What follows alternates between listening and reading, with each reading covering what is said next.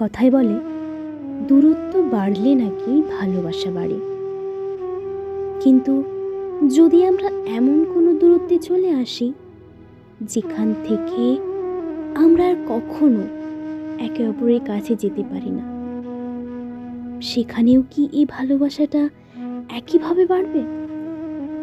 তুমি হয়তো ভাবছো হঠাৎ এতদিন পর আমি এই প্রশ্নগুলো তোমায় কেন করছি।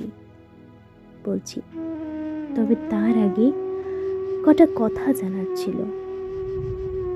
আচ্ছা, তুমি কি এখনো আগের মতোই আমাকে ভালোবাসো? তুমি কি এখনো আমার কথা ভাবো? এখনো কি তোমার মনে আমার জায়গাটা আগের মতোই আছে? ভেবো না, আমি তোমায় অপমান করছি না, শুধু জানার খুব ইচ্ছে হচ্ছিল। শুনেছিলাম কোনো পাখিকে ভালোবাসলে নাকি তাকে মুক্ত আকাশে ছেড়ে দিতে হয়, যদি সে ফিরে আসে তাহলে নাকি সত্যিকারের ভালোবাসা হয়। আমিও তো তোমায় মুক্ত করে দিয়েছিলাম, তাহলে তুমি ফিরে এলে না কেন?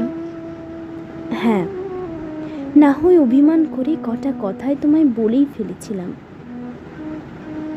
তুমি আমায় একটা চড় মেরে আমার ভুলটা ধরিয়ে দিতে। কেন তুমি আমার উপর রাগ করে আমার থেকে দূরে চলে গেলে? আমি জানি তুমি ভালো নেই, আমি জানি তুমি আজও আমার কথা ভাবো, কিন্তু ওই যে বললাম, এমন একটা দূরত্বে আমরা চলে এসেছি যেখানে তুমি আমি কখনো আর এক কাছে আসতে পারবো না। তবে তুমি যাবার আগে ঠিকই বলেছিলে আমি খুব স্বার্থপর, তাই তো তুমি কষ্ট পেলেও এখন আমি খুব সুখে আছি। এখন আমি সব সময় তোমার সাথে কথা বলি, ঝগড়া করি, রাগ করি, অভিমান করি, আর সবটা করি আমার মনের ভেতর। জানো, তুমি যাবার পর আমার মনে হচ্ছে তুমি যেন আমার সাথে আরও ওতপ্রোতভাবে জড়িয়ে গেছো। আমরা যেন একটা কোনো শক্ত বাঁধনে বাঁধা পড়ে গেছি, আর এই বন্ধন ছিঁড়ে ফেলার ক্ষমতা আমার নেই। তাই তো বলছি, তুমি ঠিকই বলেছিলে, আমি সত্যিই খুব স্বার্থপর। তাই তো আজ পর্যন্ত একটা দিনও তোমার সাথে কথা না বলে আমি থাকতে পারি না।